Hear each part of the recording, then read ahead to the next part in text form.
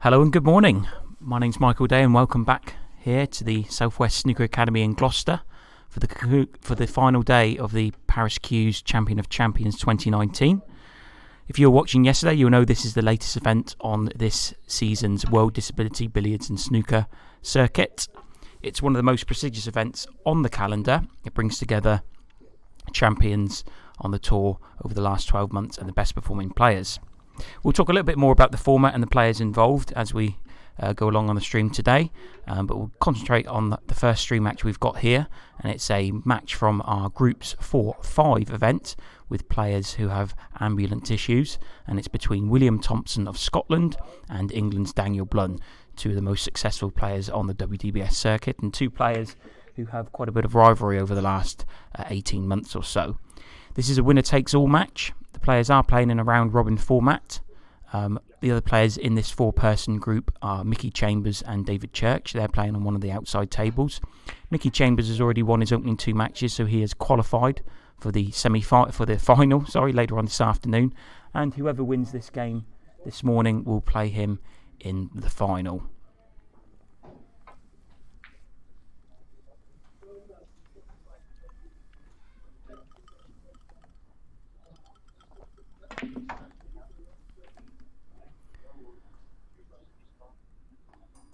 And straight away, Daniel is under a little bit of pressure here because he has missed the ball on two times in succession. So this is Daniel Blunn at the table. We've just heard referee Roy Gannon warn Daniel that if he misses a ball on this occasion, he will actually forfeit the frame. So this would be quite some way to start the match off.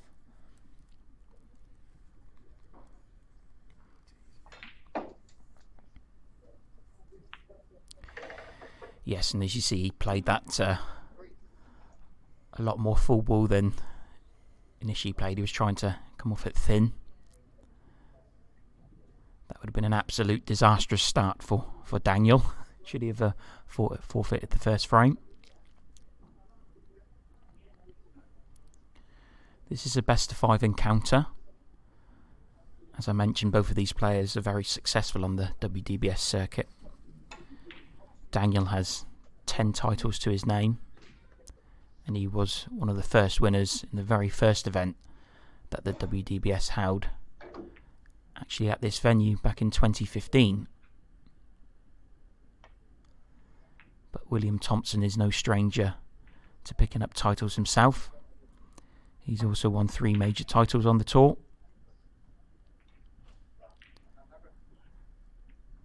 And this is a repeat of last year's Champion of Champions final in this group.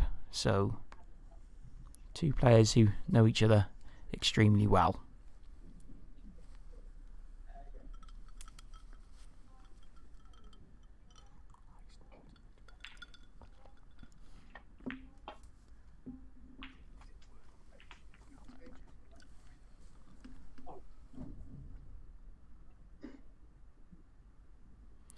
So that's a nice pot there from William. You will notice that the graphic on the screen is unfortunately wrong. William is actually from Scotland. We'll also talk a little bit about his accolades that he's achieved on the main Scottish tour. Because along with other able-bodied players on the main Scottish circuit, in recent years he's actually qualified for the Scottish men's national team, where he's actually captained the Scottish side earlier this year at the Home Internationals in Leeds. And last year he also qualified to travel, I think it was to Bulgaria, for the European Amateur Championship. So William is a very accomplished player himself, And this should be a really intriguing battle here. Like I say, the winner will face Mickey Chambers. And that's a terrific shot. We'll face Mickey Chambers in this afternoon's final session.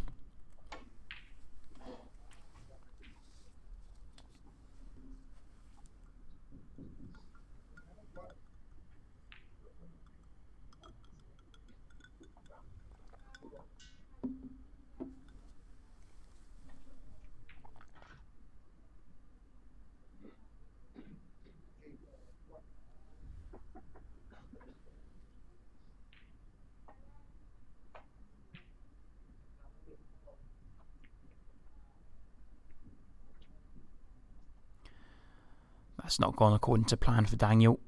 I think he was aiming to just nestle into the pack of reds. Unfortunately for him, he's grazed the red thin and he's left William an easy opener.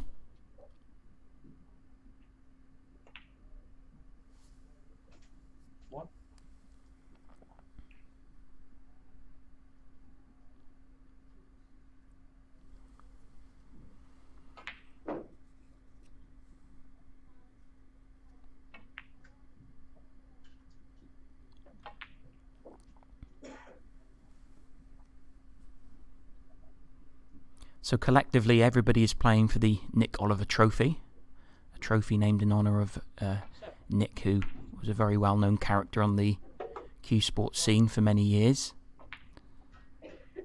But there are 6 individual events taking place at the arena this weekend, where players with similar disabilities are playing in the same group.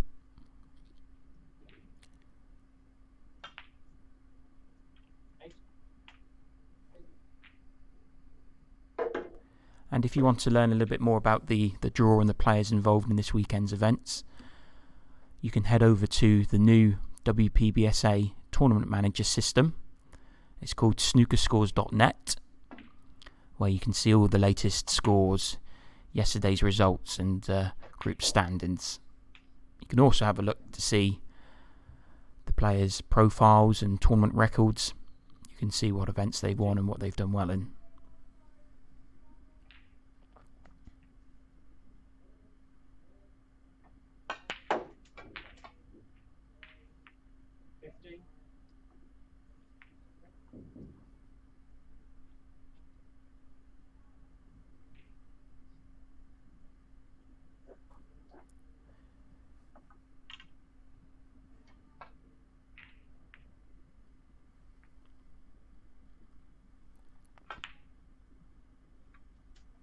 That's a nice shot there with the rest from William, and he's establishing a handy lead here in the opening frame.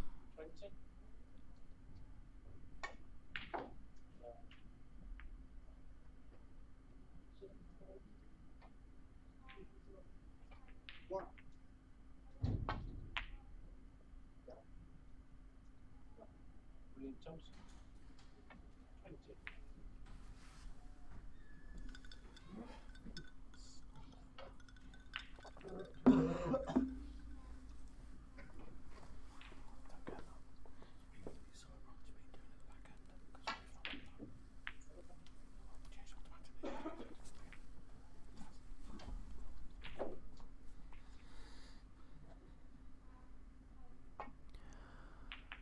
On paper, this is probably the most competitive event this weekend's Parris Q's Champion of Champions. As I mentioned, the other 2 players in the group are Mickey Chambers and David Church. They're actually playing their group game on one of the outside tables. Unfortunately, that's a bit of a dead rubber because David lost both of his games yesterday, so he was eliminated yesterday, whilst Mickey Chambers beat the 2 players we're watching now, both in deciding frames, 3-2. So that's just an example of how close this group event is. In the meantime, that's a brilliant shot from William. He's really started the match here well.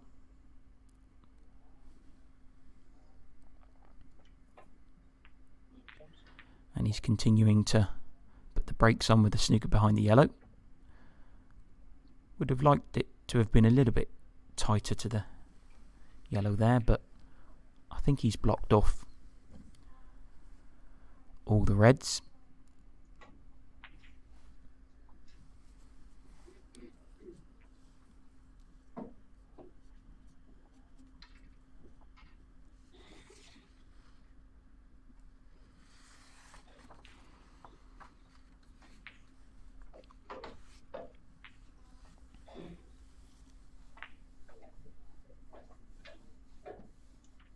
Miss. So I should imagine that will be put back by William.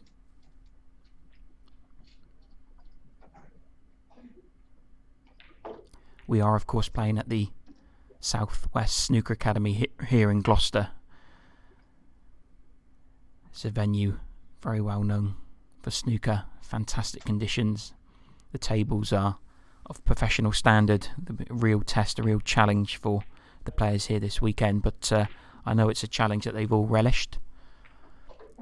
Unfortunately, as you probably are aware, this is going to be the last time we're coming to the academy. The academy will be closing down soon, which is a shame for everybody involved, but I guess things change, and we're very grateful for the facilities we've been given on the WDBS circuit over the last 4 or so years from the academy and all the staff, Andrew and Paul.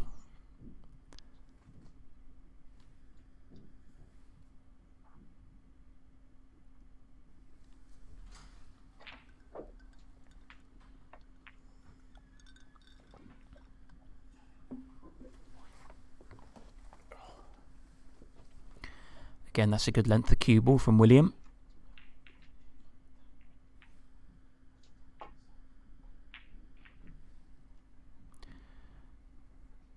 Daniel's not really had much of a go this frame so far. William's controlled proceedings pretty well.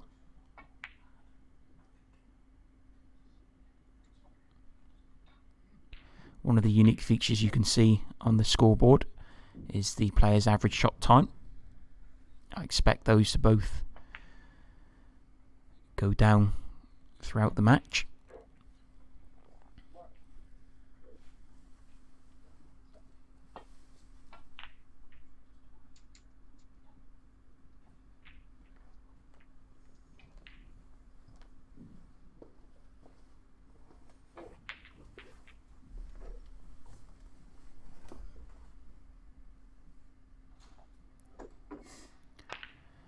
And once again, Daniel finds himself on the bolt cushion.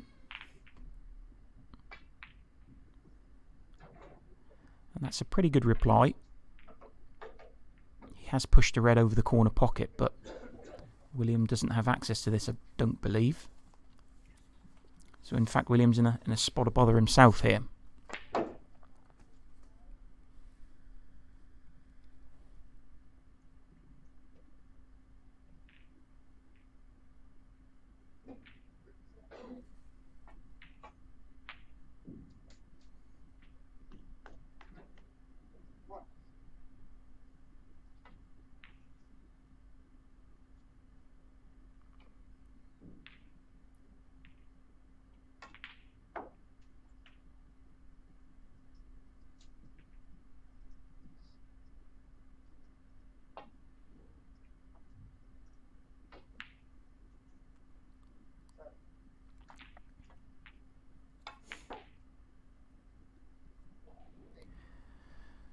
Now then, what damage has William left here? He did hit that red too thin, but he managed to block the red off over the corner pocket with the blue ball. And Daniel's taken the opportunity to actually move that danger ball red, so we're back to square one here.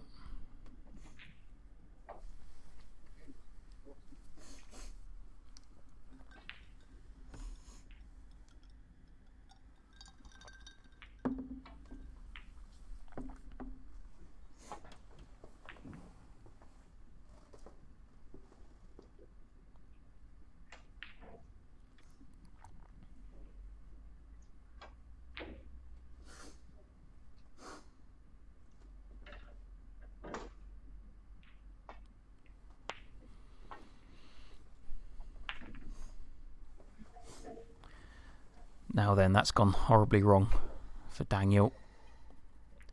Missed the red on the way down and hit them coming back. So it's an opportunity for William here to extend his lead.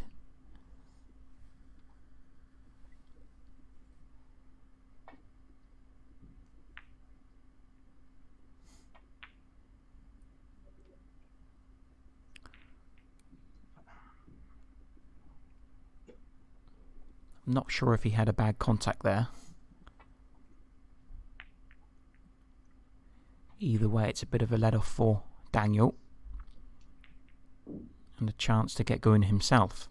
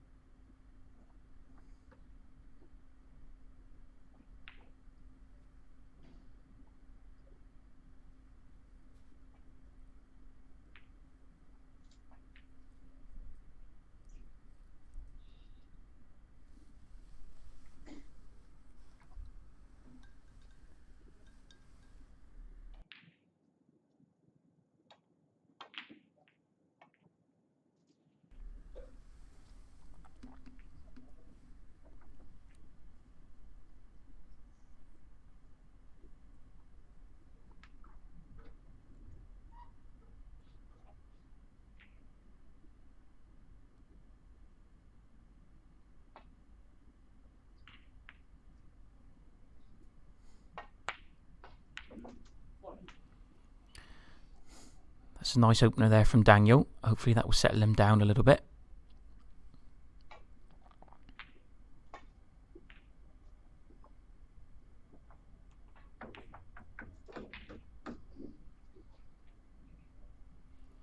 Unfortunately, the cube was gone a little bit awkward here on the blue. The reds are a little bit scrappy at the business end of the table. Although there are two reds that he might be able to drop on near the black spot.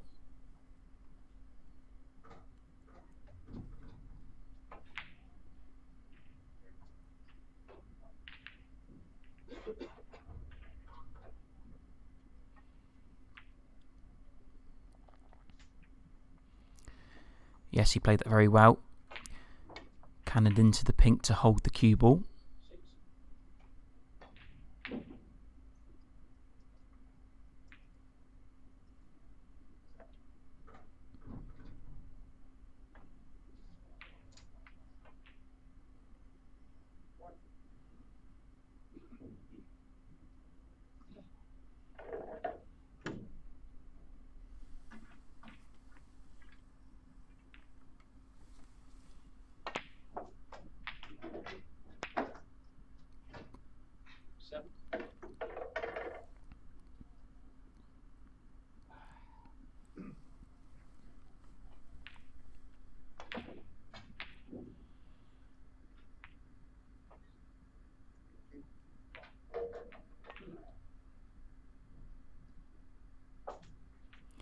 It's a nice recovery there from Daniel. He overcooked position on the pink. 13.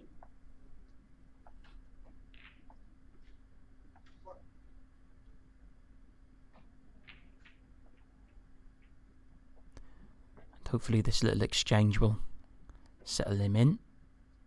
A couple of nice spots in this break.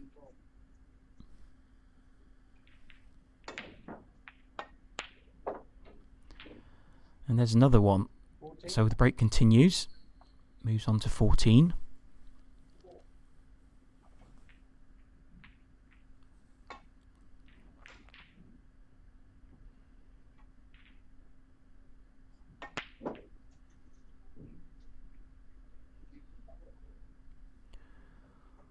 Although that's gone wrong and it looks as if it's going to be end of break. 18.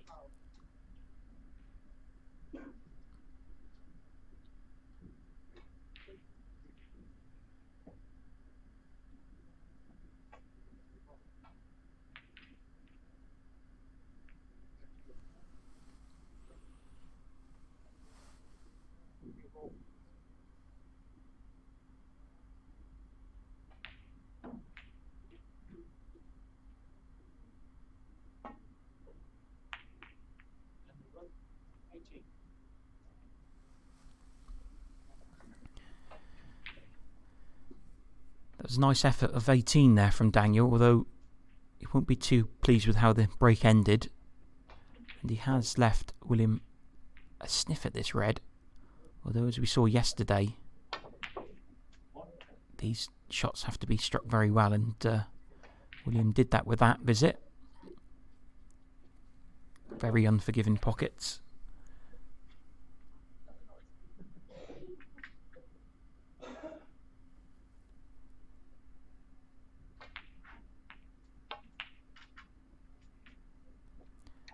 That's a nice follow-up pink. Maybe tempted with a double here, especially with the position of the other reds. He would probably only leave the red that he's taken on, should he miss it.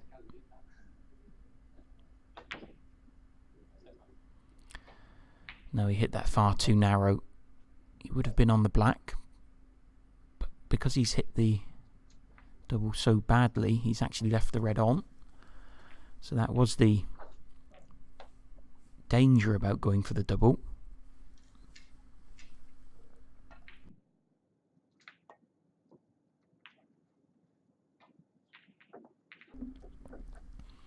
Although Daniel will be very upset with that attempt.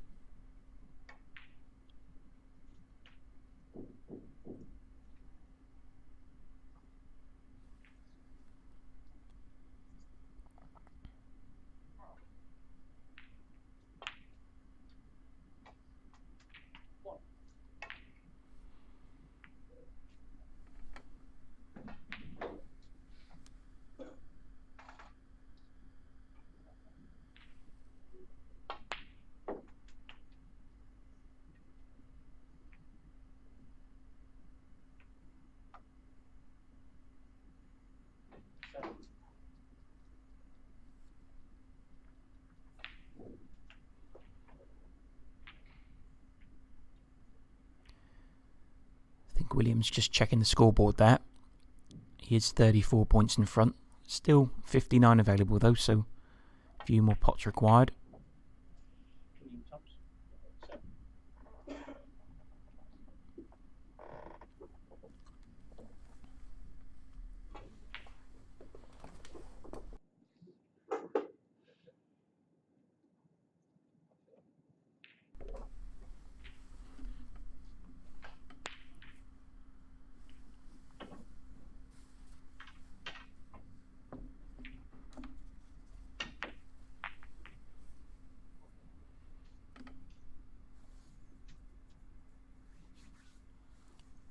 That was a nice return from Daniel. Good safety. I don't believe these two reds in the corner pocket are a plant.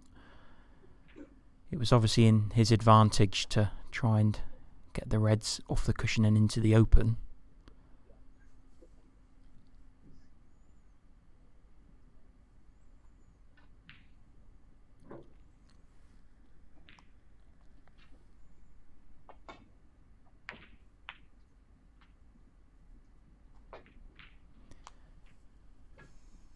William just plays a containing safety.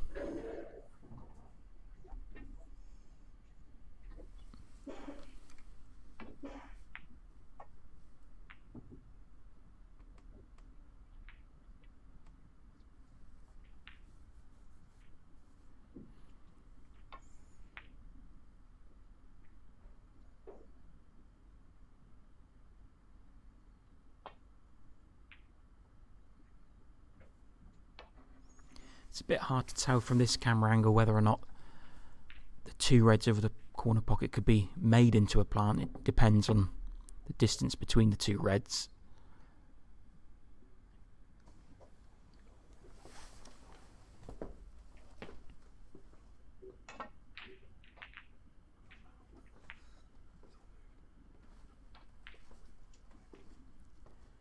Again, that's a good safety from Daniel.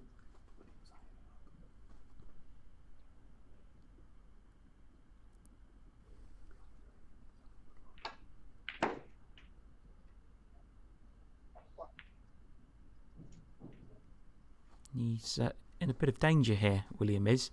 He will realise, whilst he has a 34-point advantage, these reds aren't in terrible positions.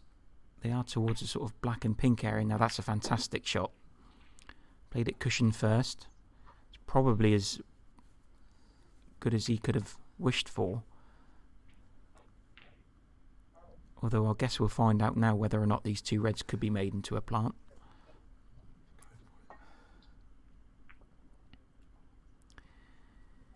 Well, Daniel clearly thought they could be made into a pot.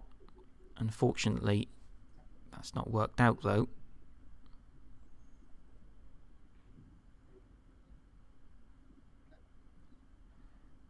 William can't get through to the red directly, but I think he's got options of either coming cushion first or playing the plant onto it. So yeah, he was able to hit the cushion first, and that's worked out perfectly. So if he pots this black, he'll be 41 up. He'll need a red and a colour to leave Daniel needing a snooker.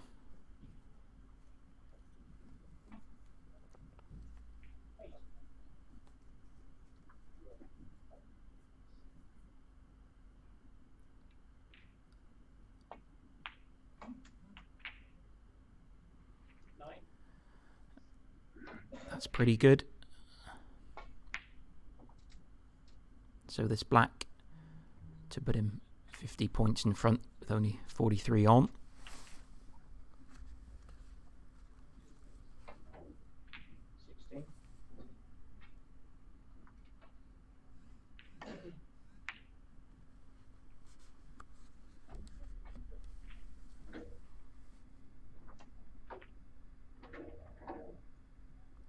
Thomson. Well, I'm sure he wanted to see that red drop to finish the frame off, but that's just another example of how tight these pockets are here at the Academy. So Daniel will correctly carry on. Currently needs 2 4-point snookers. If he takes the pink, that means he would need 2 4-point snookers to tie. So that changes the complexion slightly. Well, that should be the end of the frame, and you see Daniel there concede. And it was a entertaining opening frame. William controlled it very well, and he's taken a 1-0 lead.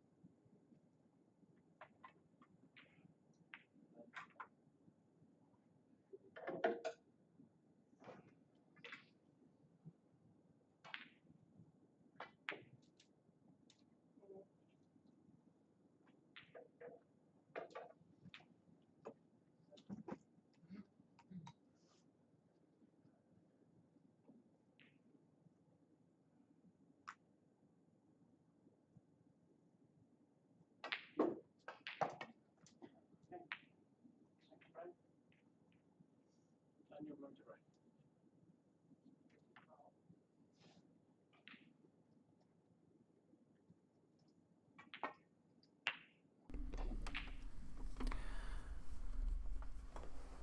So welcome back to frame 2 of this match between William Thomson and Daniel Blunn. Just seen William take the opening frame here in this best of 5 encounter.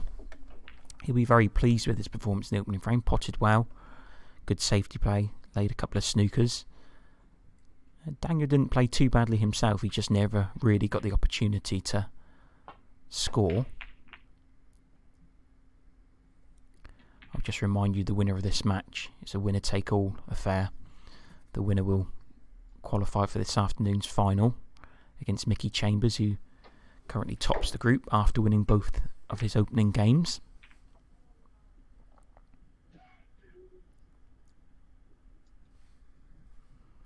This is the second Parris Q's Champion of Champions, and as I mentioned there, the title sponsor is John Parris, obviously very well known in the snooker community for producing world-class cues to several of the top professionals on the circuit.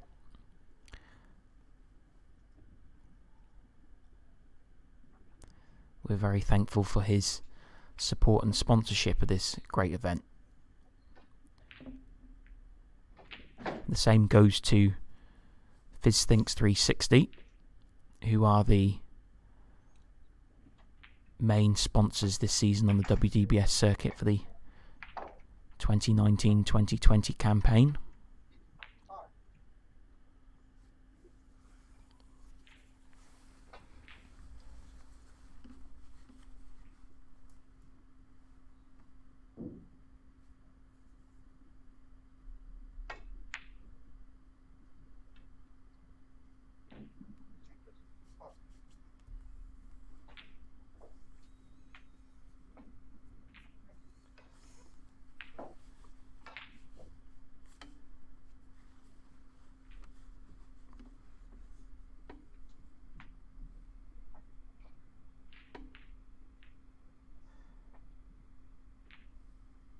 Parris.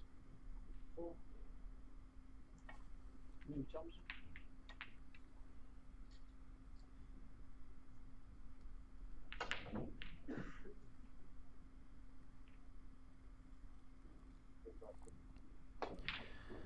We'll just give you a quick update of what's going on elsewhere in the arena. As I said, there are 6 events taking place this weekend at the Academy. Over on table number 2, they actually haven't started yet. They're going to begin their third and final session at around midday. It's the wheelchair final from our Groups 1-2 event, and it features Shahab Siddiqui and Aslam Abu Baker. Aslam currently leads 5 frames to 3 in that best of 17 affair. Over on table number 3, it's the other match in this group between Mickey Chambers and David Church. As I say, unfortunately, that's a bit of a dead rubber because Mickey is already through to the final, whilst David lost both of his games yesterday. It's a bit of a close affair in the opening frame. Mickey Chambers leads by 6 points. Over on table number 4 in our Group 7 event for players with visual impairments, brings together Wales's Ronnie Allen and Scotland's Gary Gallagher. I believe if Ronnie wins that match, he will qualify for the final this afternoon against Nick Neal, who's already played all 3 of his matches and won all 3. And Ronnie currently actually leads 1 frame to 0 against Gary, and he's on a break of 16, and he's 52 points to 0 up in that frame, so it looks as if he's on his way to victory there, you would suggest. Over on table number 5, you've got the final group game between Peter Geronimo and Leroy Williams in the Group 6B event for players with intellectual difficulties. Both Peter and Leroy have actually qualified for the final, so that game is, I believe, determining who comes top of the group. Leroy currently leads 1 frame to 0. And over on table number 6, we've got Lewis Knowles against Shabir Ahmed, and that's in the deaf group. It's a close opening frame. Lewis Knowles is actually defending champion of that event, although Shabir has been the undisputed top player of that group for the last 18 months now. Lewis leads by 11 points in that match. And also on table number 7, we've got a fixture between Michael Farrell and Michael Bust.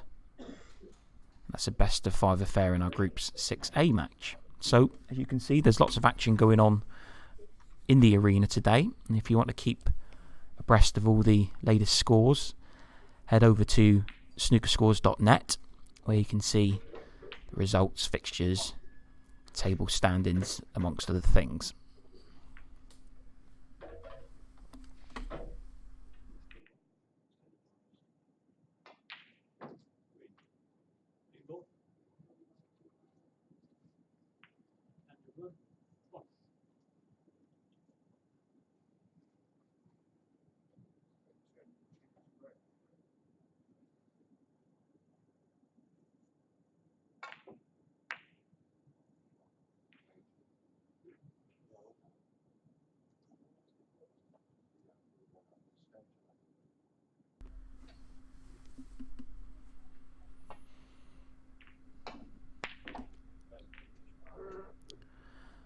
So whilst we're at the start of this frame, we'll just quickly talk about both the players that we're watching here. So at the table now we've got Daniel Blunn, who's 28 years old.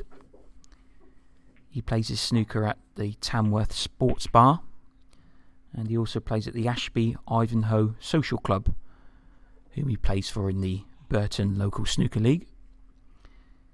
He's 28 years old. He's a 10-time champion on the WDBS circuit, so he is the most successful player from all disability categories. He's got an incredible winning ratio on the tour. And his opponent is William Thomson, who we see here. He's a regular at the Red Triangle in Cumbernauld. He's a 3-time winner on the WDBS circuit. And as we mentioned earlier, for the past couple of years he's played for and captained the Scottish national snooker team, where he's played in a number of major amateur events, including the recent Home International Series at the Northern Snooker Centre in Leeds, where he captained the side.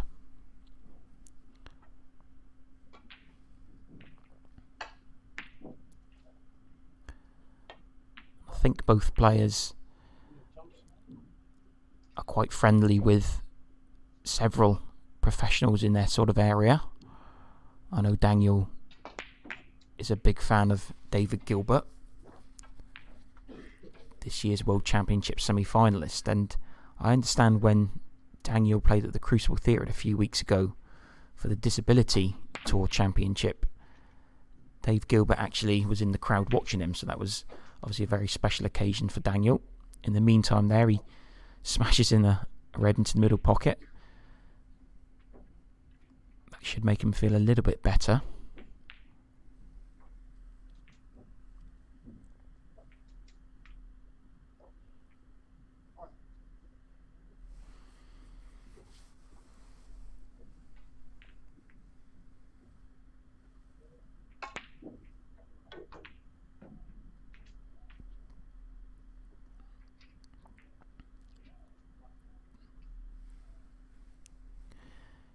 Now then, he does have a red over the corner pocket here, but it looks as if the cue ball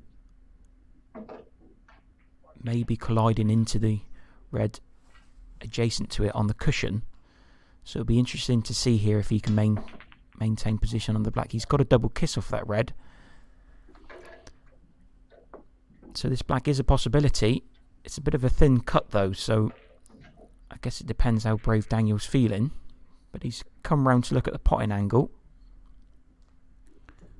So I don't think he's going to shy away from this pot.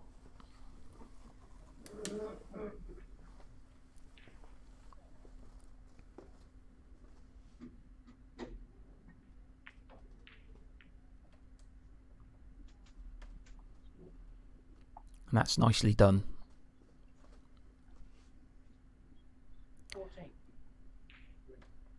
don't believe he had any interest in actually trying to get position on another red. He was just interested in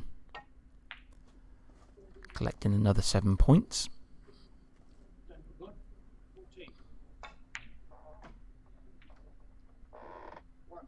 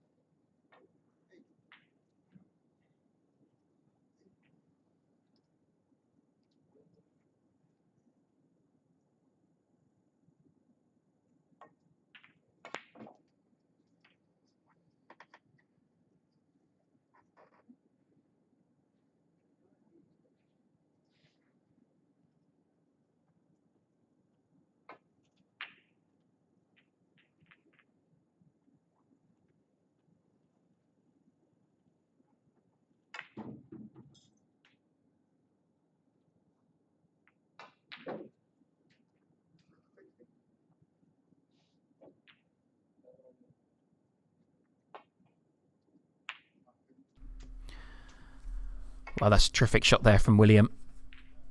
Brilliant pot. I think he probably had to sort of pot his way out of trouble there because he was tight on the baulk cushion. I don't think there was too many options in terms of safety play, so that's a delightful pot for William.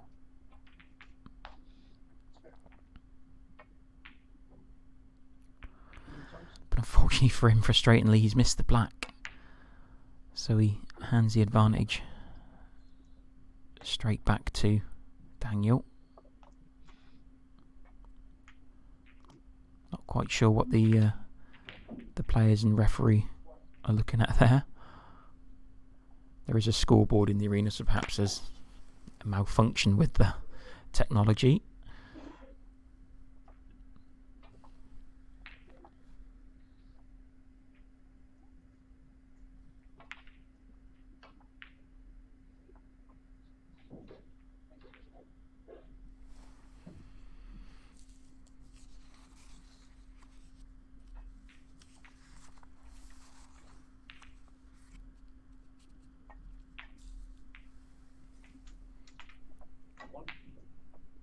That's a nice starter for Daniel. Let's see how much damage you can do being at the business end of the table.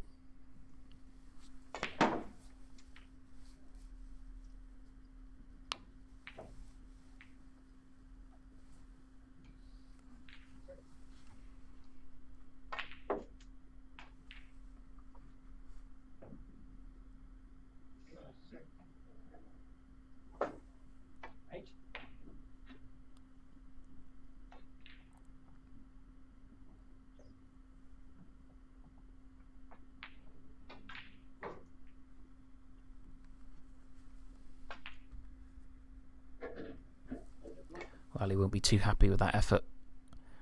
Looked as if he could have scored a few more points there, so opportunity missed from Daniel.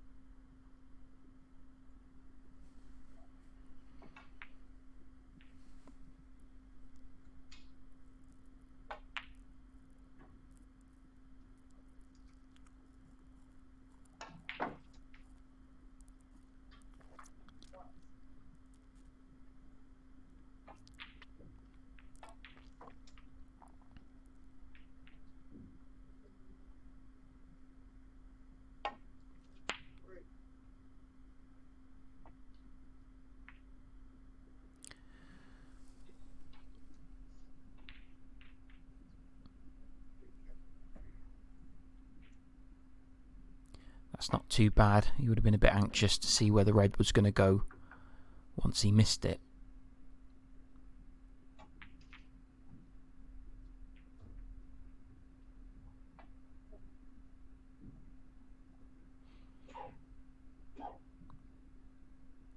And because William is snookered on that red by the brown, it does cause him a bit of problem trying to get this safe. Well, I said he was snookered behind the brown. Maybe he can clip the thin edge of this red. Well, he could actually get to it full ball, so it wasn't much of a problem as I thought it was.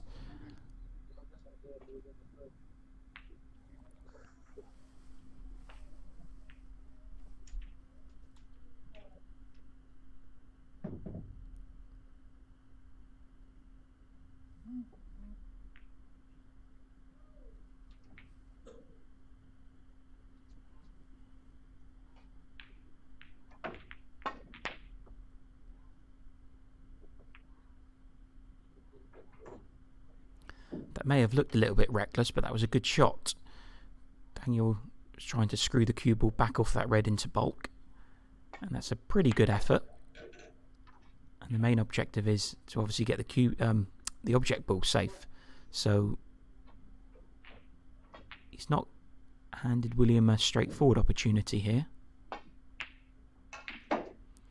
Although he did have a go at a shot to nothing.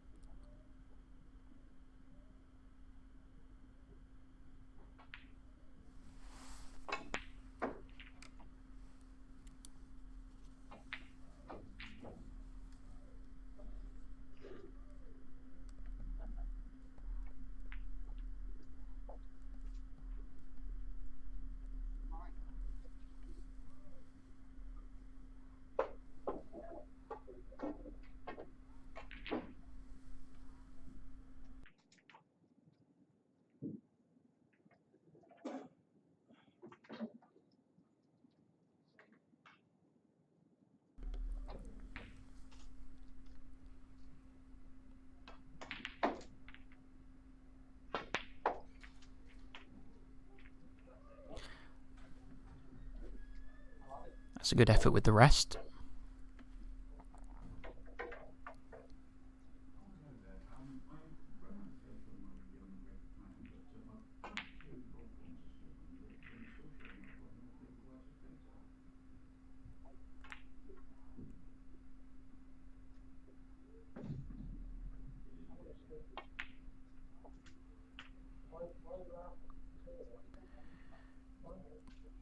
Just slightly underdone. I think he was trying to get on the red next to the pink. He's still got that shot, but he's not perfect on it in terms of positional aspects afterwards. So he's looking at a more trickier red along the bottom cushion here.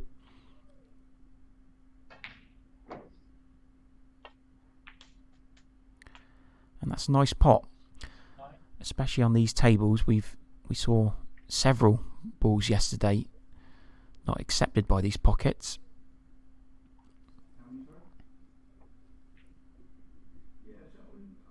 He is, however, on the wrong side of the blue, so needs to get a bit of work on the cue ball here to get back on a red. But again, that's a really nice recovery shot from William.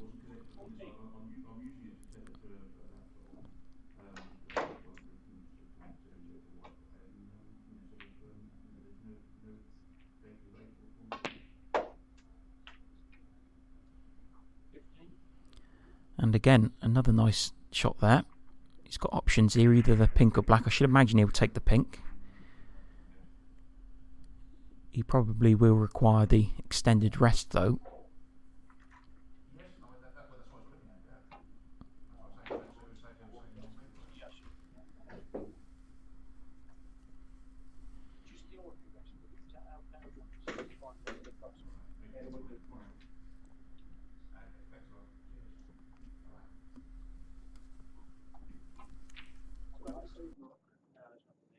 So who's pushing? Yeah, I can put my push on.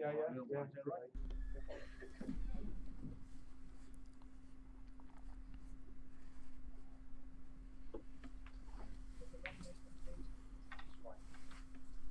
Thank you.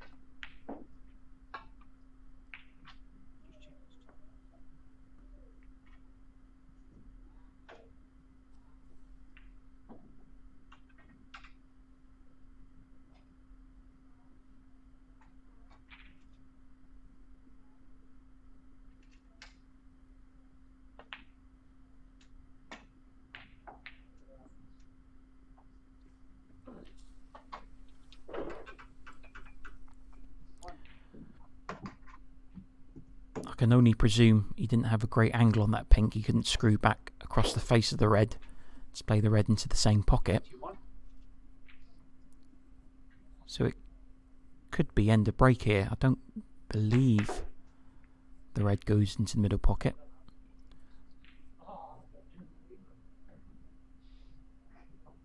Although it looks as if he is lining, well, he's lining up a double. Wow, that was a nice break of 21 from William.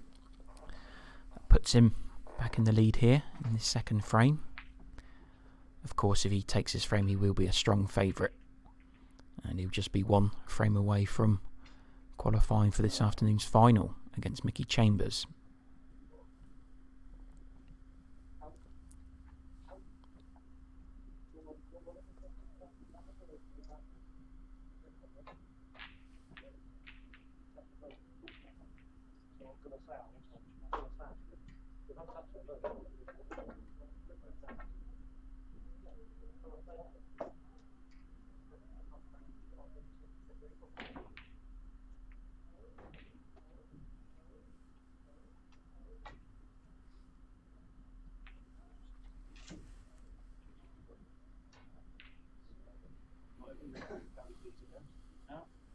It wasn't very popular yesterday, but the same way popular now.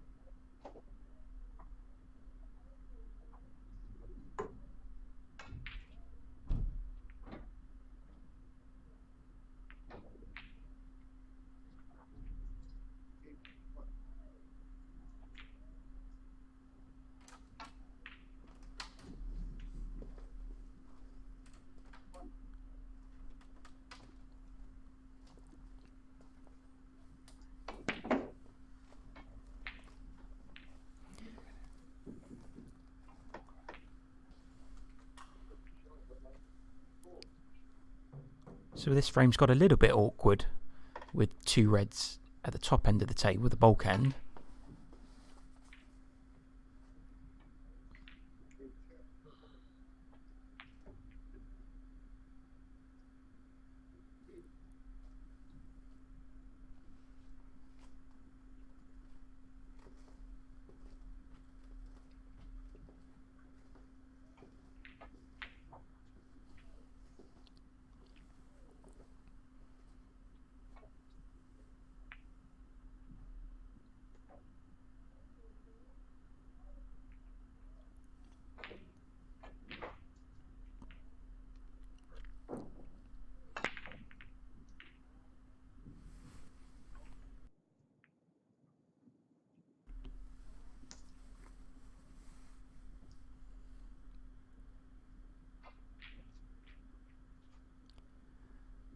William playing a bit more of an aggressive safety there, trying to put a bit of distance between the cue ball and the reds here behind the black.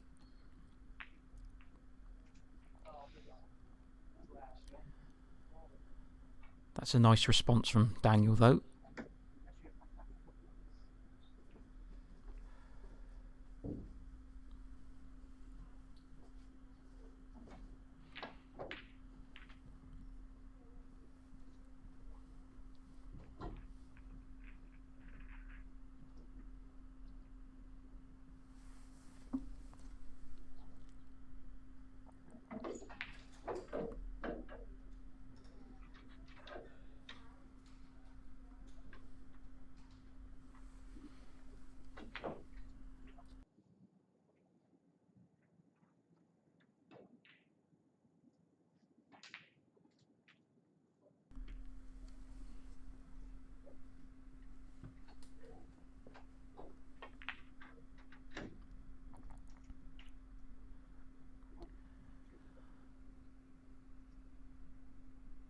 I mentioned earlier we did see Daniel on our television screens only a few weeks ago at the Crucible Theatre when he played in the inaugural WDBS Tour Championship.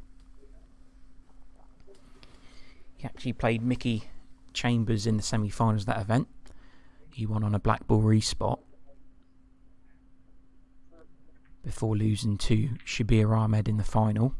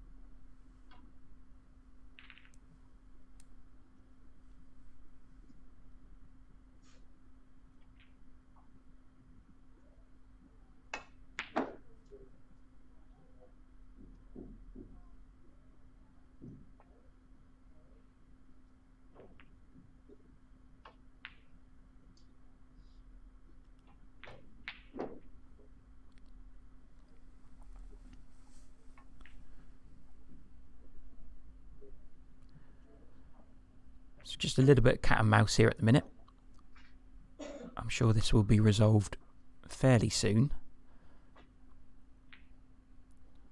I don't necessarily think it suits either player for the frame to get scrappy. Both are very fluent potters and want to be in the ball scoring points and making breaks.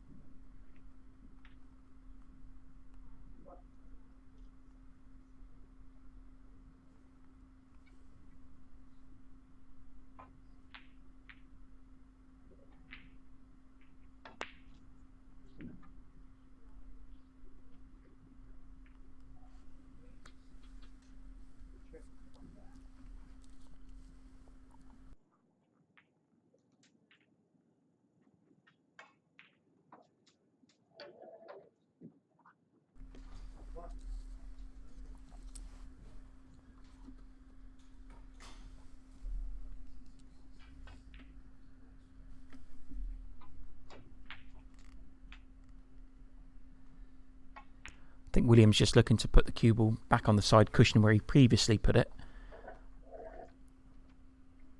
Try and block the red that's furthest on the left of the table by the pink, although that's a disaster. And concentrating so much trying to get it safe, he's gone in off and left Daniel a really easy opener.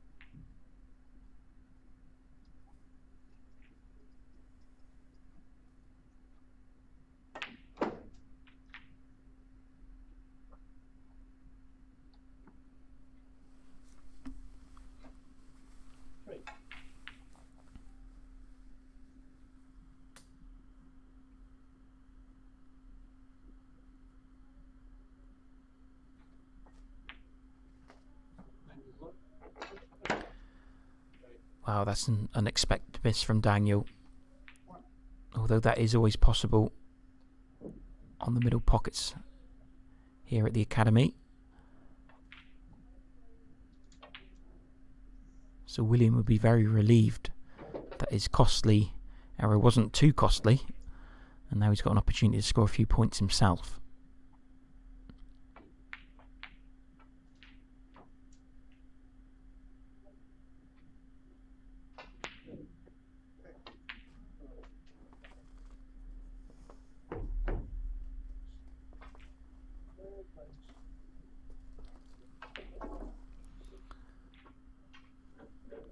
His lead moves on to 10.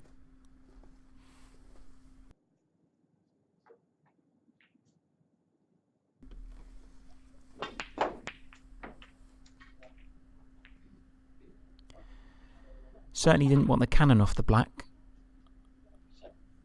And this has gone a little bit awkward if he wants to take the pink on.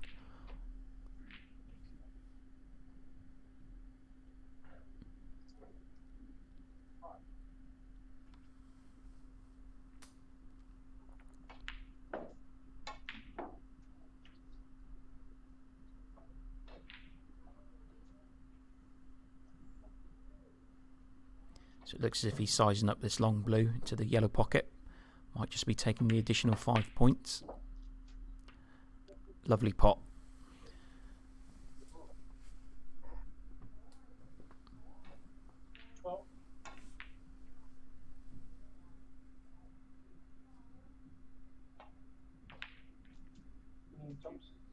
Now has he got cover behind the yellow? I think he has. Yeah, tap on the table there from Daniel. Not only has he covered the red at the top of the table, he's also covered the 2 reds by the black. So that was a good safety from William. And he's now 16 points in front with 51 remaining.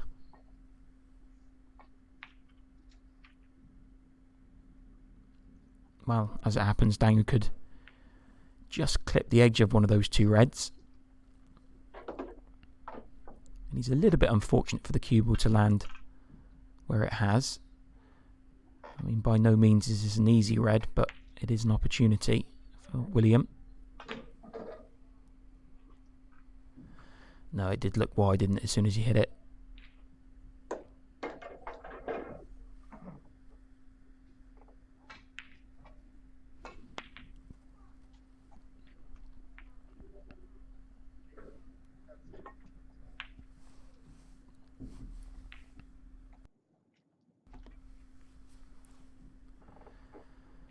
Well, and again, you can see Daniel's frustration. That wasn't a good one.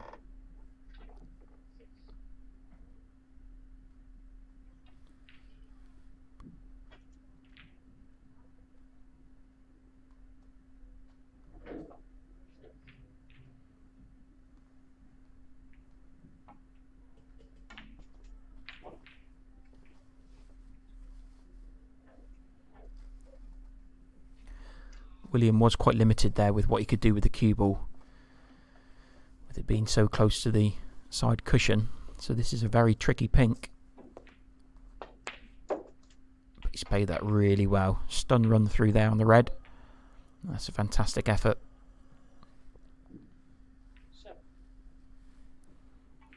He's just glancing at the scoreboard there. He's 23 up with 43 on. So you still need red colour red.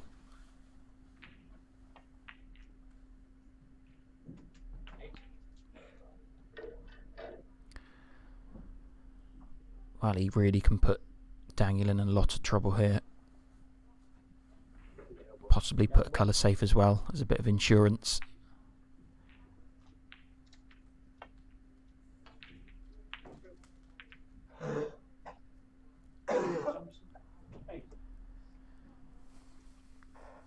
Yes, this is trouble with a capital T, I think, for Daniel. With the red so close to the black, this is going to be very, very difficult to get out of. And even if he did manage to escape, would he be leaving the red on straight afterwards? So William holds all the cards in this frame at the minute.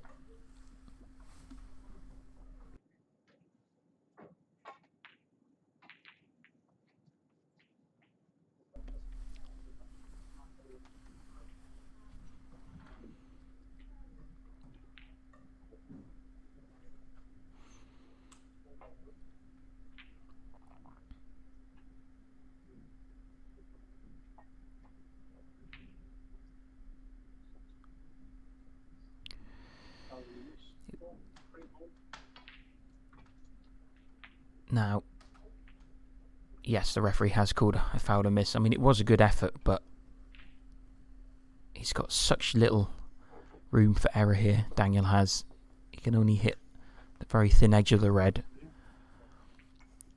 But with one cushion being the escape route, he probably needs to get a bit closer to that before the referee decides not to call a miss. And this time he's actually come the other side of it. So he's even further away than what he was before. So surely the referee will call a miss again.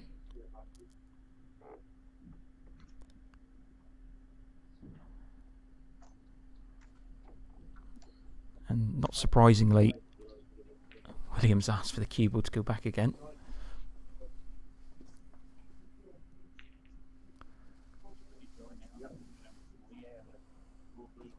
Not quite sure what's going on there. If the button on Daniel's sleeve's come undone or something like that. Is that a wardrobe malfunction?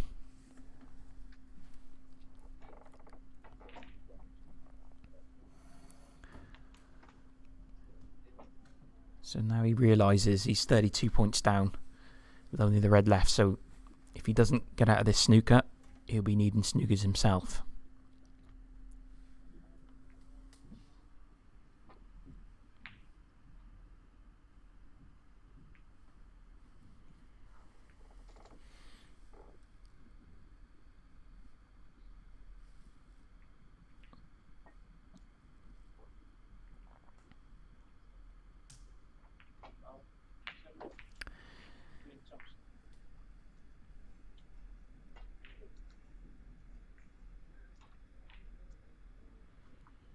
So by hitting the black, that puts Daniel.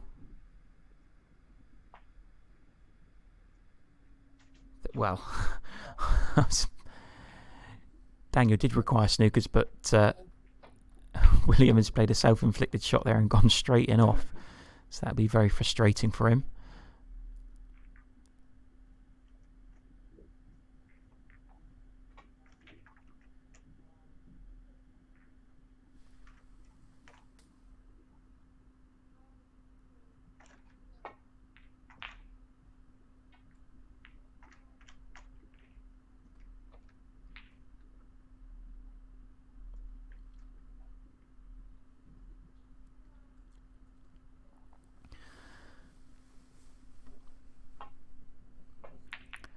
So straight away, Daniel is back in this frame. He's only 31 points down with 1 red left.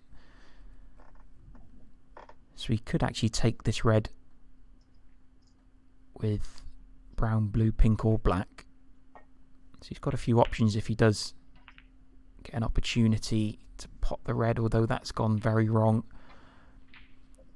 There's always the opportunity, always the chance of the dreaded double kiss coming into play. Now, take 2. Can William sink this red? He certainly can. He's avoided the enough. He's perfect on the blue, and it looks as if he finally will get over the line here in this second frame.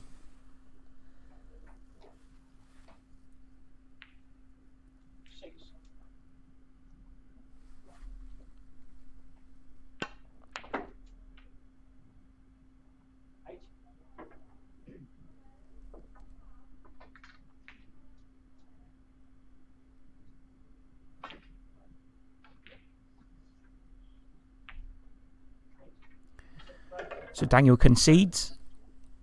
William Thomson takes second frame. He's 2-0 up. He's 1 frame away from victory.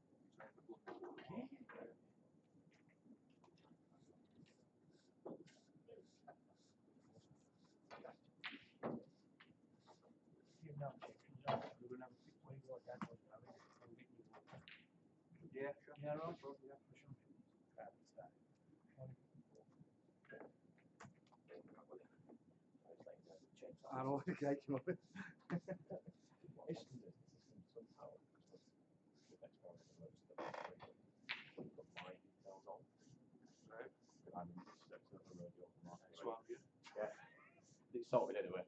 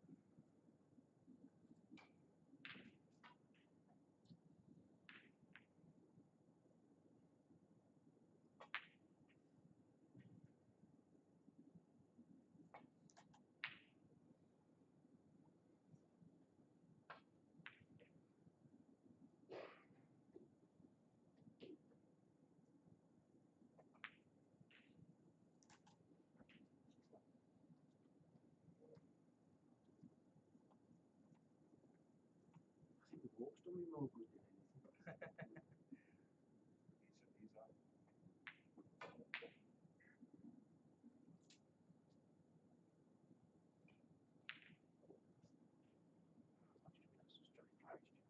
He's doing another Snoop club near here. I'm not local.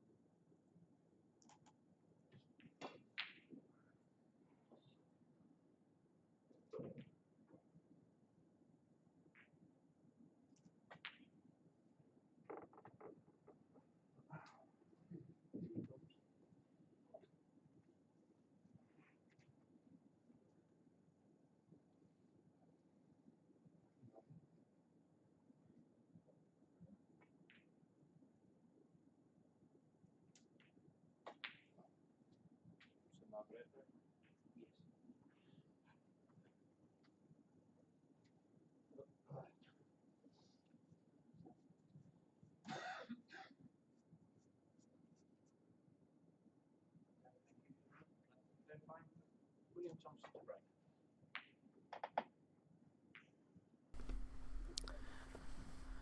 Okay, so welcome back to frame 3 here of this group's 4-5 match between William Thomson and Daniel Blunn at the 2019 Parris Q's Champion of Champions here at the Southwest Snooker Academy.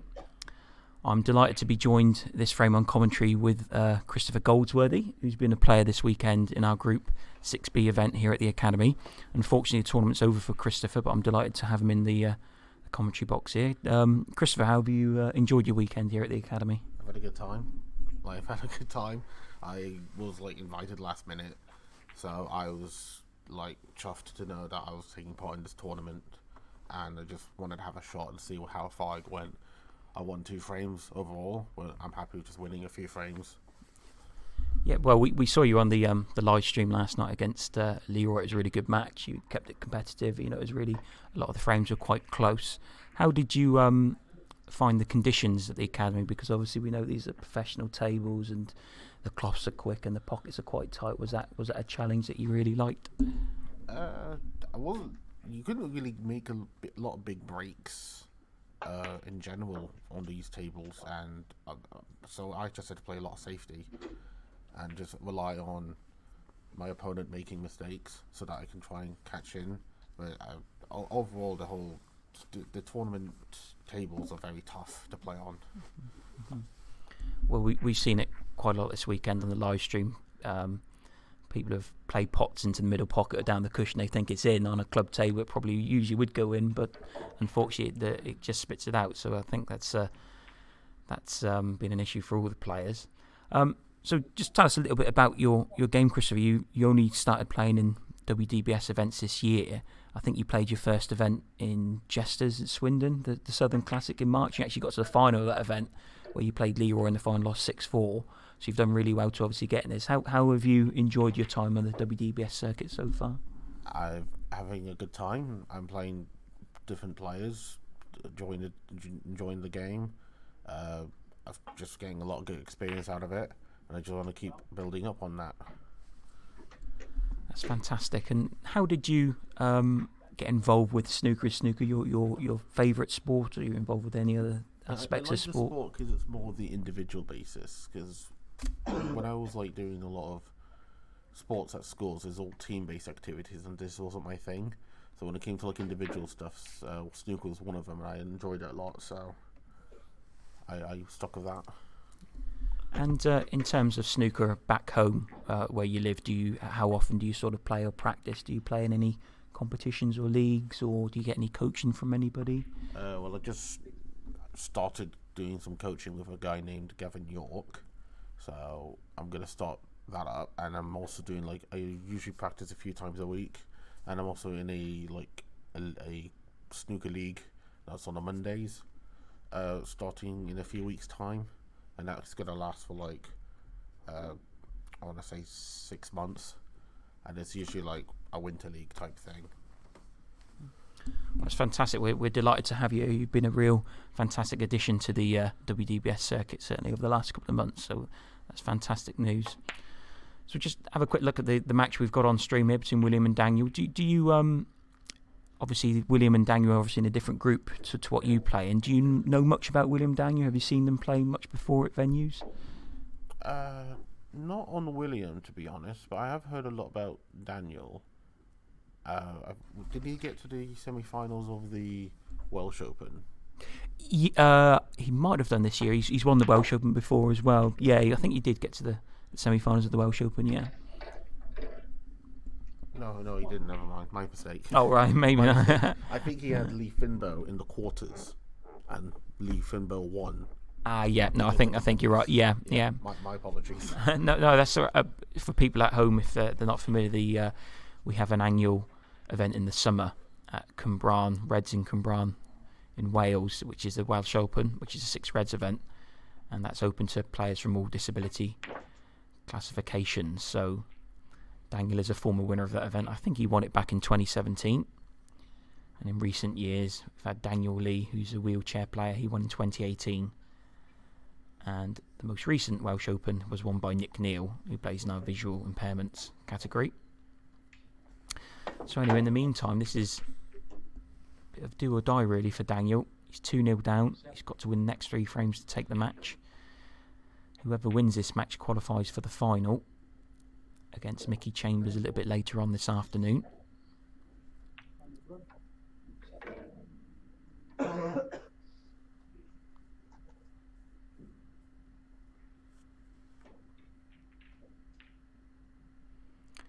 thinking he might play safe here, or do you think he'd be tempted by the long red, Christopher? If I were me, I'd probably go for the red on the furthest right and try and go for it, because I can then try and hit the white ball downwards to the bottom cushion and upwards. So a bit of a shot to nothing then. Yeah, a bit of a shot to nothing, but if he gets it in, he's got the brown and can play safe. But at this point, it's you got to pick one. But he's going for the wiser one of the reds on the left to bounce around.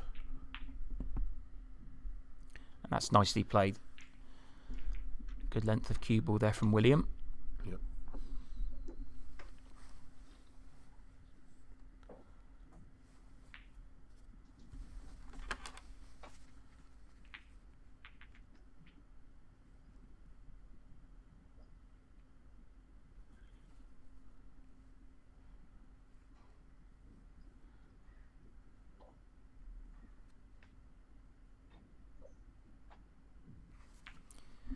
We will just update you with the latest scores elsewhere in the arena. Like we say, we've got a lot of action going on here at the Southwest Snooker Academy.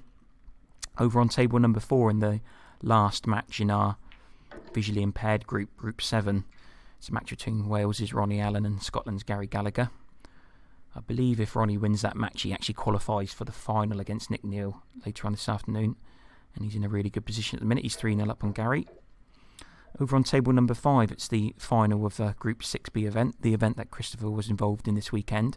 I believe they're playing an extended final. They're going to be playing first to 8, which is going to be over 2 sessions. And Leroy Williams currently leads Peter Geronimo 2 frames to 0, although Peter does have a very small advantage in frame 3. And it's a similar story over on table number 6 between Lewis Knowles and Shabir Ahmed in our deaf final. Once again, those 2 players were due to play each other in the round robin, but because they both already qualified, they elected to play a slightly longer final. So that's best of 15, and after the opening 2 frames, it's 1 frame all.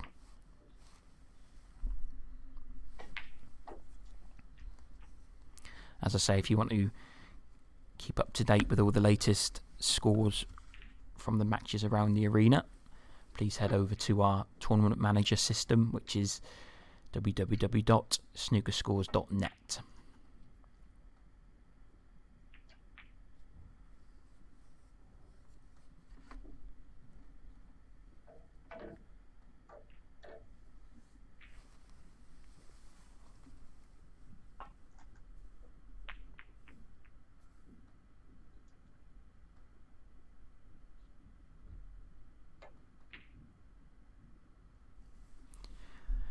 And I know I asked you this yesterday, Christopher, before you went on the live stream. But do you have any snooker heroes? Any players that you really look forward to watching on TV, or somebody you've sort of grown up watching as you were playing? Not really. I just like the sport. I just like seeing people play. You do get some really talented players playing very well. But it's also depending on just if it's going to be a good match or not.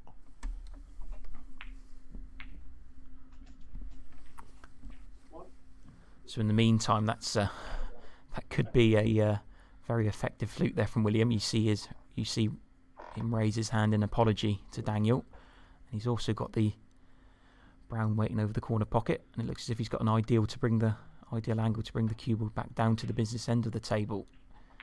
This could be an opportunity to score some points.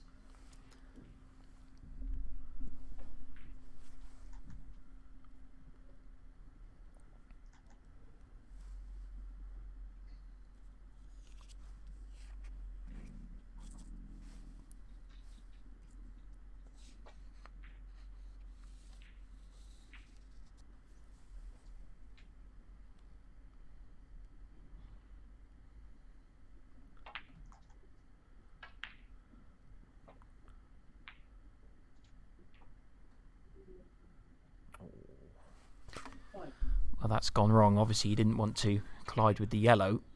But for a split second, I thought it was going to turn out okay.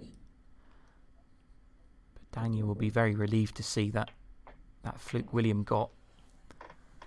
Yeah, if that white would have travelled a bit further away from that red, he might have been on a red. Yeah, it certainly looked as if, as the cue ball was coming down after the collision with the yellow, that he might be on one of these reds here near the black spot.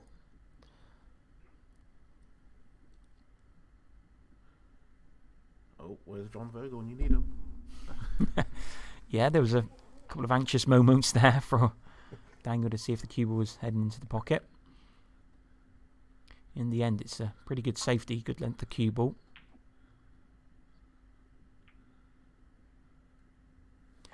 And that's not a bad return from William.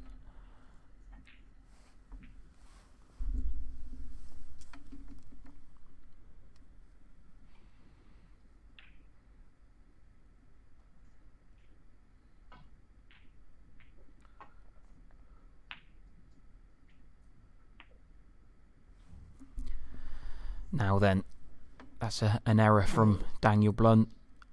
What damage has he done? Quite clearly, William can see this red next to the black spot. Looks as if he can just run this through and then play the black into the opposite corner pocket. Yeah, that's nicely done. It looks as if he's got an ideal angle here on the black to bring it out towards the reds.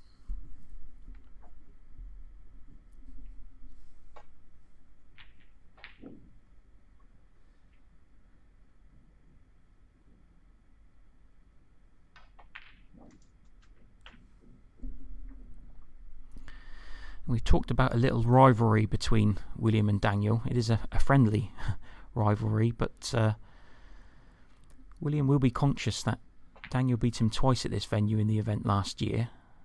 Beat him in the round robin stage, and he also beat him in the subsequent final. So that might be a little bit of inspiration for William in this match.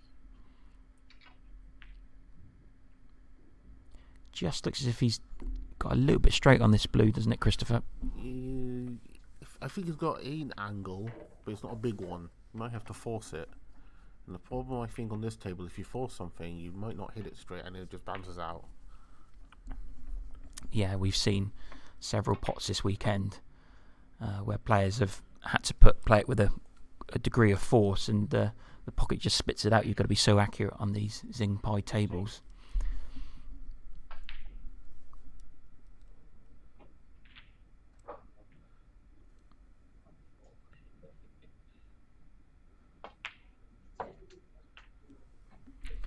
He managed to pick that red out, and he's pretty good on the pink here. So this is a real chance to do some damage in this frame that would take him over the line and put him into this afternoon's final.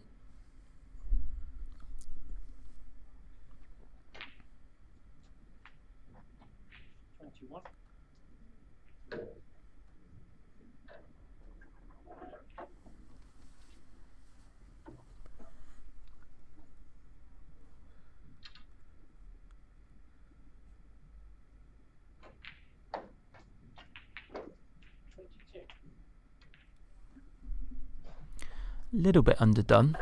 Would have liked to have been a little bit closer to the black, but it's not too bad. He may elect to cannon into the two reds that are next to each other. So he holds on the other red into the opposite corner pocket here. That's one of the options he has. That's what he played. He didn't get the cannon perfectly, but he's still got a couple of choices here. 29.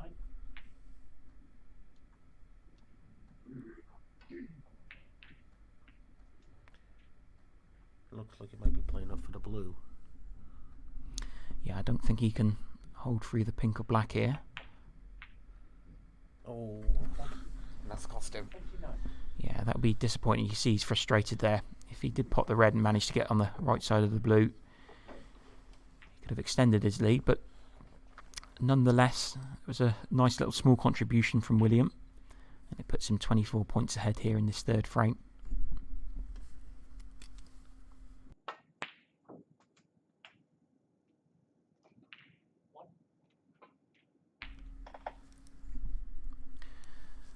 Now, what can Daniel respond with here?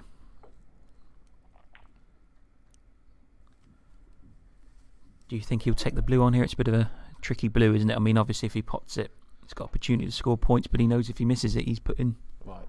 No, he's going for the green. Wise one. Oh, actually, he went for the pot. I would have played safe there, to be honest, but I'm not him, so.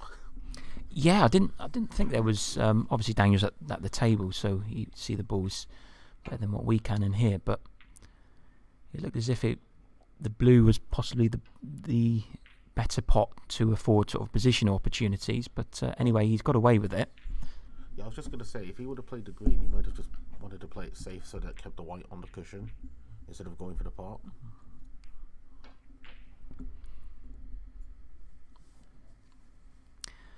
Anyway, William's previous miss only cost him 1 point.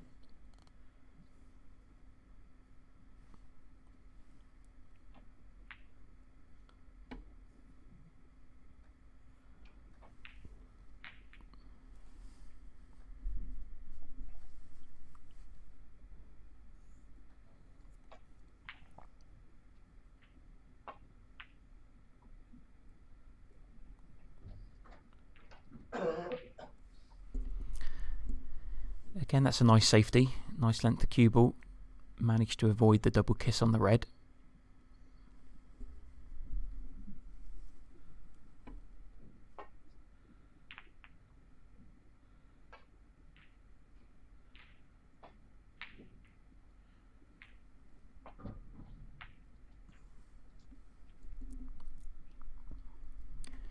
And he may have a similar type of safety here, where he sort of crosses the double across the white.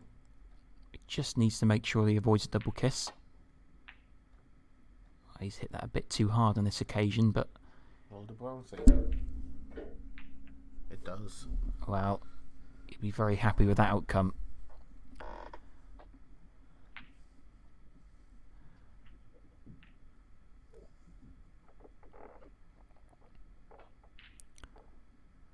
I should imagine Daniel may be looking at this cluster of three reds to see if he can perhaps drop on it. Christopher, do you think that would be his angle of attack here? Actually, I think he might want to play like for one of the far reds on the left, because it doesn't seem like there's anything open towards the bottom right pocket. It looks like he's trying to do so. Will he hit one of them? He does. Yep, that's well called, Christopher. And I don't think he's left William on anything easy here. I mean, he could potentially take this red down the cushion, but it's a pretty tricky one. Yeah, if he gets the red on the far cushion into the pocket, he can go on the pink, but it's a tough one.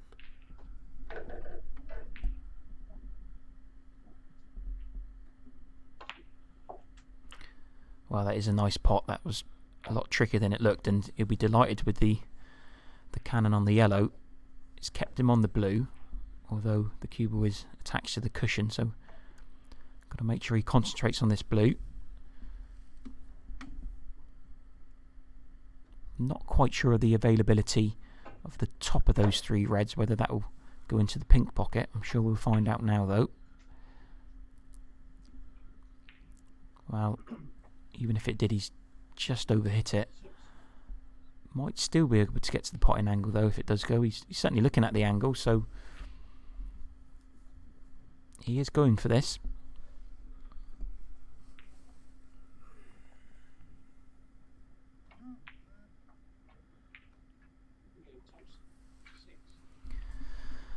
But it doesn't go in. It was a lot trickier where the cubal was. The pot was a lot thinner than he would have liked. But he extends his lead to 29 points, so he gradually getting towards the winning post.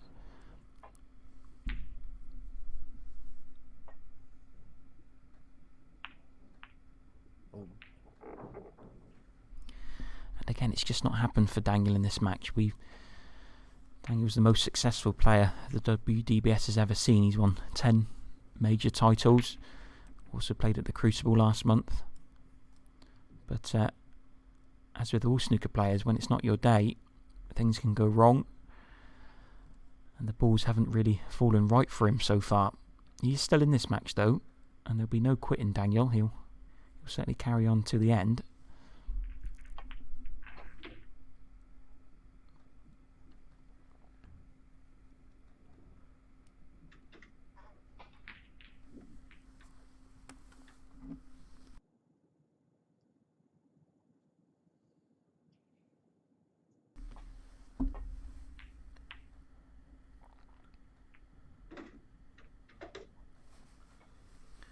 Wow, that was pretty close to being disastrous for William. Just managed to avoid the red next to the black and the pink, although he has left William a sniff at this red.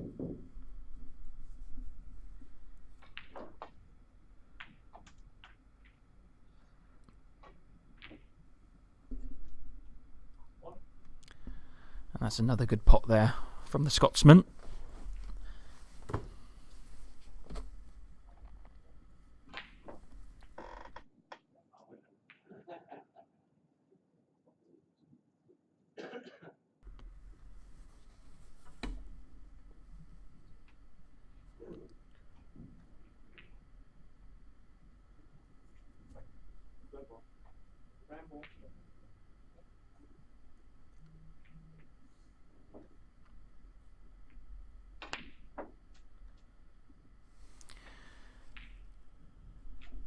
Well, I can only assume that none of these reds passed into the bottom right-hand pocket, so we tried to swing it off 2 cushions and develop something.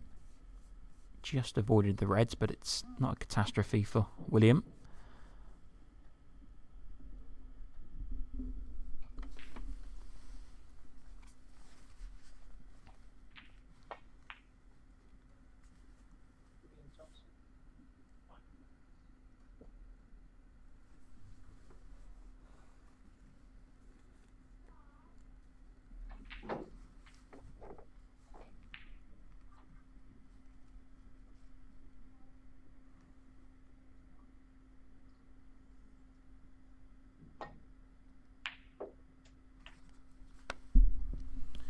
Well, that's a fantastic pot from Daniel.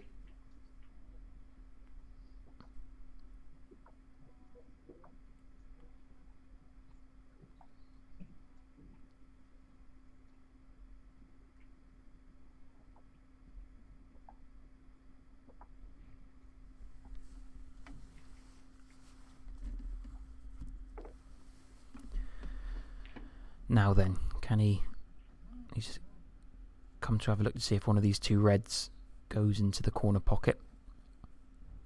We'll soon find out if either one of them do. So he's tried to drop on one of these reds. It's not a bad effort.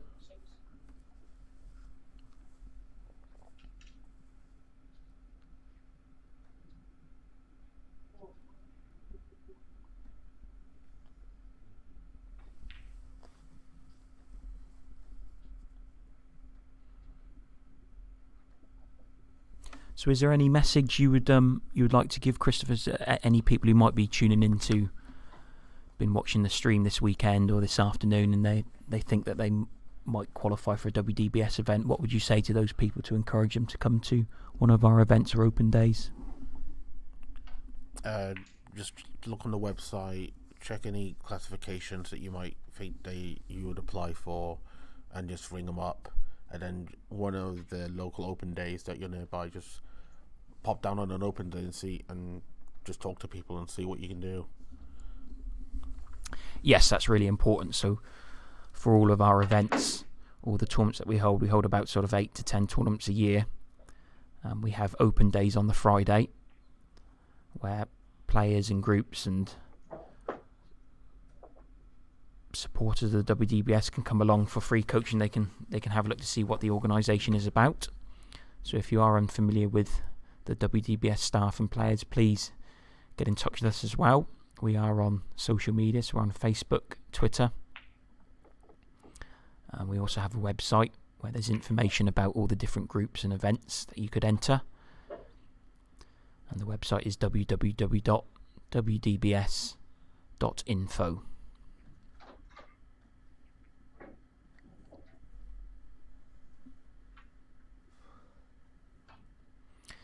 Anyway, in the meantime, Daniel's pulled back the deficit a little bit, although he still trails by 22, and he has left William half a chance here, which could be the match-winning opportunity.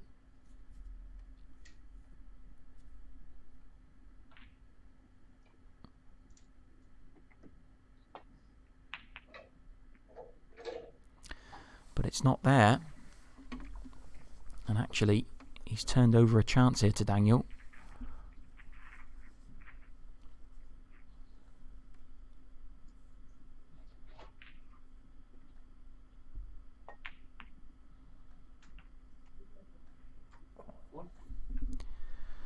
Cannon's not worked out.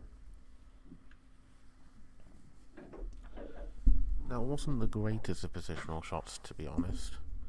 I think what you might have to do is just play safe and probably play for the yellow to get behind the brown so that he snookers his opponent, because there's 21 on the table, and if his opponent gets a red and a colour in, he would need snookers. Yeah, William's very close to the finishing line here. So Daniel really needs to concentrate on this shot. Needs to make it count. I think he's taking your advice here, Christopher. He's taking the yellow, although I think he's using the blue to cover the red. Well, it worked. You can see the referee there, Roy Gannon, taking a good look to see whether or not William can clip this red. It appears as if he can.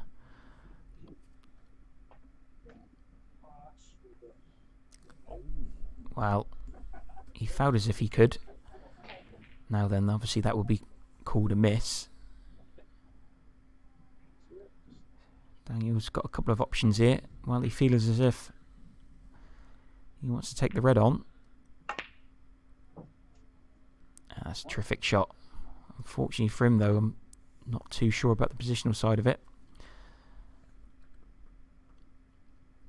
He is back in this frame, though. Only a short while ago he was around 30 points behind. Now it's just 16.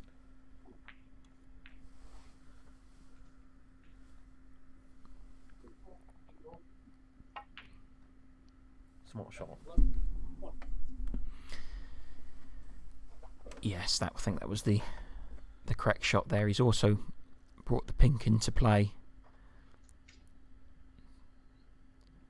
Daniel probably realises that he might need the pink later on in the frame if he does have ambitions to win it.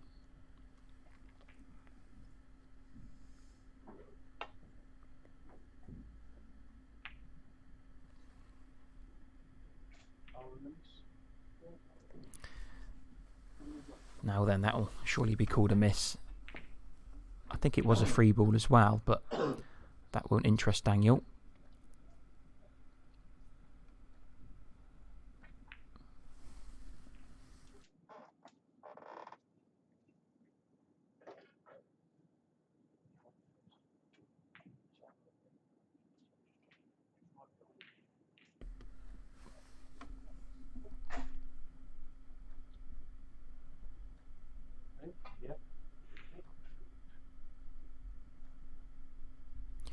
now then attempt 2 for William.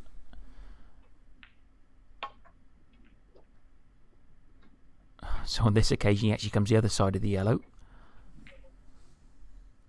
May have left another free ball.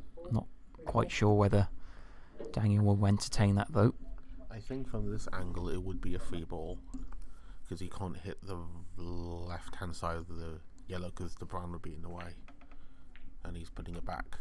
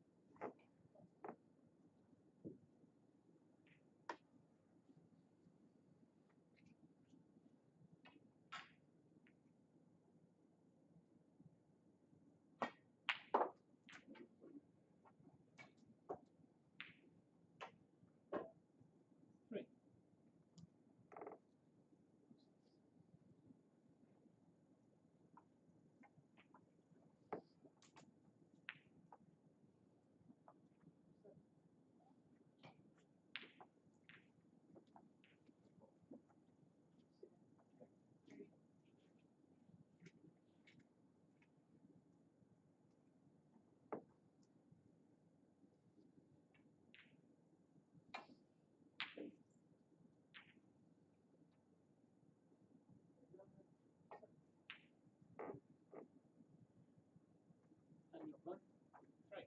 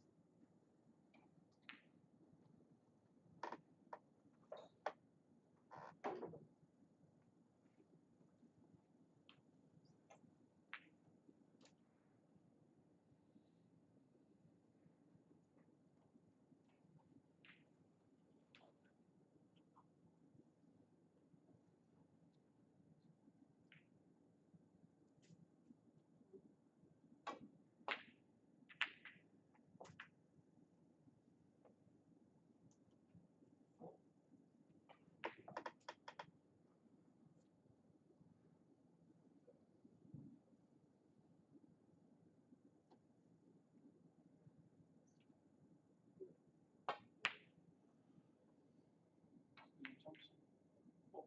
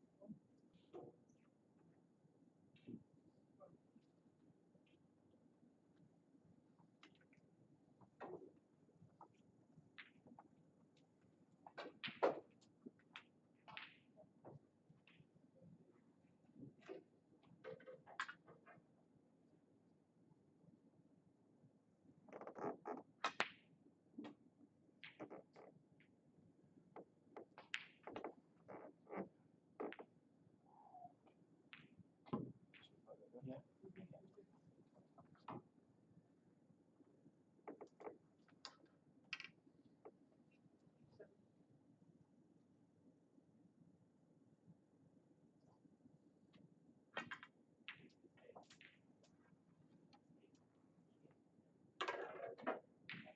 Five.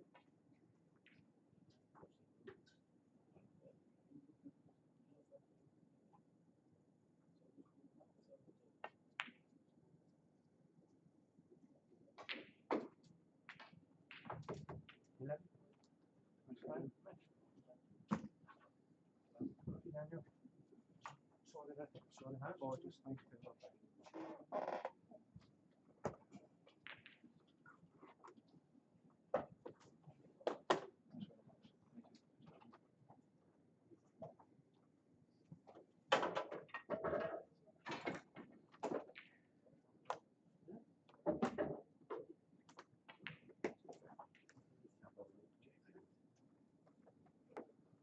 Gentlemen, can sign the cheque, please.